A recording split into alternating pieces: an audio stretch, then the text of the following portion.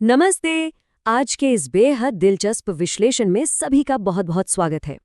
हमारे देश और हमारी संस्कृति में कितनी सारी परंपराएं हैं जो सदियों से यूं ही चली आ रही हैं।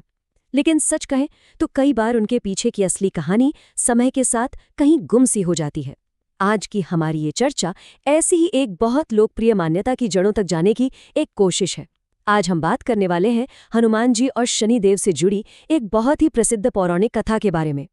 ये एक ऐसा प्रसंग है जो हमारी आस्था और तर्क दोनों को बड़े ही खूबसूरत तरीके से आपस में जोड़ता है। तो बिना किसी देरी के इस कथा की गहराई में चलते हैं और देखते हैं कि कैसे प्राचीन काल की एक घटना आज भी हमारी मान्यताओं का आधार बनी हुई है। अक्सर देखा जाता है कि शनिवार आते ही मंदिरों में कितनी भारी भीड़ उमड़ पड़ती है। समाज में ये एक बहुत ही आम और व्यापक रूप से मानी जाने वाली मान्यता है कि शनिवार को हनुमान जी की पूजा करने से शनि दोष शांत होता है। जब भी किसी के जीवन में शनि की साढ़ेसाती या ढैया का मुश्किल दौर आता है तो अमूमन यही सलाह दी जाती है कि हनुमान जी की शरण में जाएं। लोग जीवन के अशुभ फलों को कम करने और शांति के लिए शनिवार के दिन विशेष रूप से हनुमान जी की आराधना करते हैं।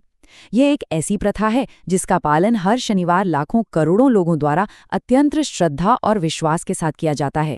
तो चलिए इस रहस्य में गहराई से गोता लगाते हैं, क्योंकि यहीं से एक बहुत ही दिलचस्प सवाल दिमाग में आता है। आखिर शनिदेव की पूजा करने के बजाय हनुमान जी की पूजा करने से शनिदेव क्यों प्रसन्न होते हैं? सोचने वाली बात है ना। आमतौर पर जिस देवता से हमें आशीर्वाद चाहिए होता है सीधे उसी की आराधना की जाती है, लेकिन यहाँ स्थिति बिल्कुल अलग है।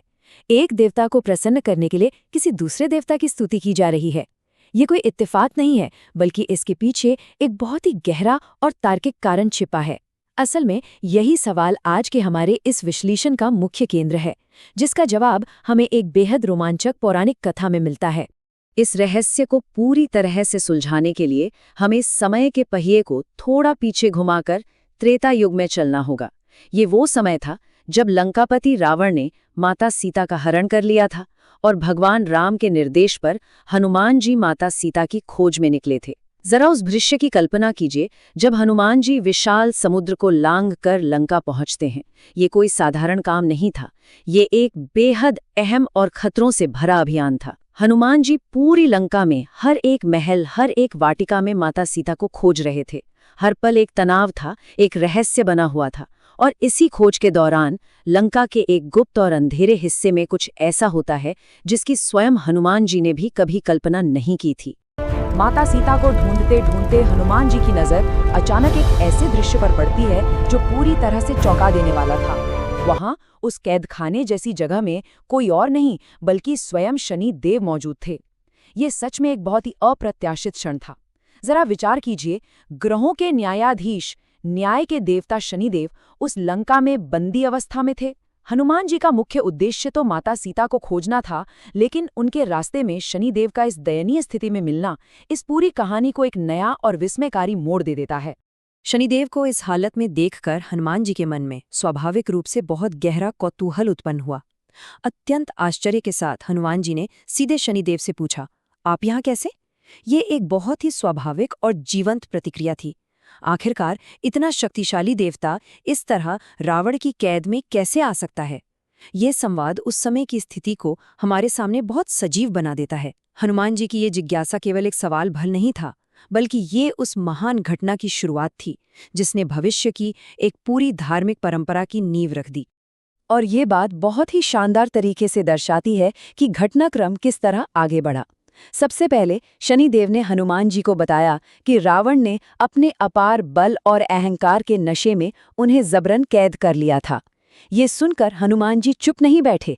उन्होंने तुरंत अपनी अपार शक्ति का प्रयोग किया और शनिदेव को रावण की उस कठोर कैद से मुक्त करा दिया।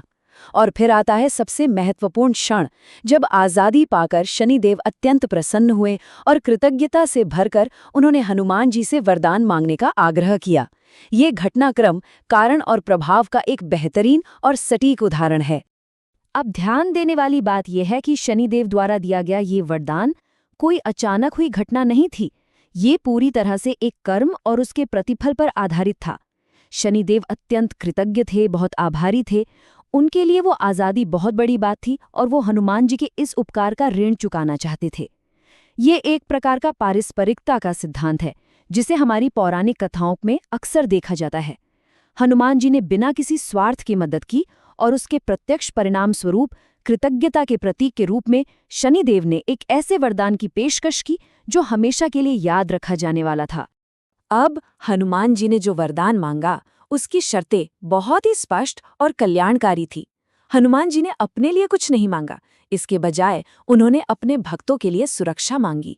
उन्होंने शनिदेव से ये विशेष वरदान मांगा कि जो कोई भी शनिवार के दिन हनुमान जी की सच्चे मन से पूजा करेगा, उसे शनिदेव कभी भी अशुभ फल नहीं देंगे। ये वरदान एक अभेद्य ढाल की तरह बन गया। ये बिल्कुल स्पष्ट करता है कि शनिवार के दिन पूजा करने वालों को शनिदेव की नाराजगी का सामना नहीं करना पड़ेगा, बल्कि उन्हें शनि दोष से मुक्ति मिलेगी। और सच मानिए, यही वो ठोस और अकाट्य आधार है जिस पर आज की पूरी धार्मिक परंपरा टिकी हुई है। तो अगर हम इन सभी कड़ियों को एक साथ जोड़ें तो जो निष्कर्ष निकलता है वो बिल्कुल साफ है। उसी प्राचीन वरदान और उस अटूट वादे के कारण ही आज भी जब शनिवार को हनुमान जी की पूजा की जाती है तो शनिदेव स्वतः ही प्रसन्न हो जाते हैं। शुरुआत में जो सवाल हमें रहस्यमयी लग रहा था कि एक देवता की पूजा से दूसरे देवता कैसे खुश हो सकते हैं, उसका सीधा सा उत्तर यही पौराणिक समझौता है। हनुमान जी द्वारा शनिदेव को बंधन मुक्त करना और बदले में शनिदेव का वो शाश्वत वचन, यही कारण है कि आज करोड़ों भक्त शनिवार को बेझिझक हनुमान जी के सामने नतमस्तक होते हैं। इस पूरी चर्चा के अंत में एक बहुत ही विचारोत्तेजक प्रश्न उभरकर सामने आता है, किस तरह प्राचीन काल के पौराणिक वरदान आज भी आधुनिक समाज की दैनिक परंपराओं और मान्यताओं को सक्रिय रूप से आकार दे रहे हैं। ये कथा सिर्फ एक पुरानी कहानी नहीं है, बल्कि एक जीवित परंपरा है जिसका अनुभव हर शनिवार को किया जा सकता है। ये सोचने पर मजबूर करता है कि हमारे समाज में मौजूद ऐसी कितनी ही और परंपराएं होंगी जिनके पीछे ऐसे ही गहरे और दिलचस्प रहस्य छुपे होंगे। आज के इस विश्लेषण से ये तो बिल्कुल स्पष्ट हो गया कि हमारी विश्वास के पीछे का तर्क और इतिहास कितना समृद्ध हो सकता है। ये अपनी सांस्कृतिक जड़ों को गहराई से समझने की एक अद्भुत प्रेरणा है। इस ज्ञानवर्धक विश्लेषण का हिस्सा बनने के लिए बहुत बहुत धन्यवाद।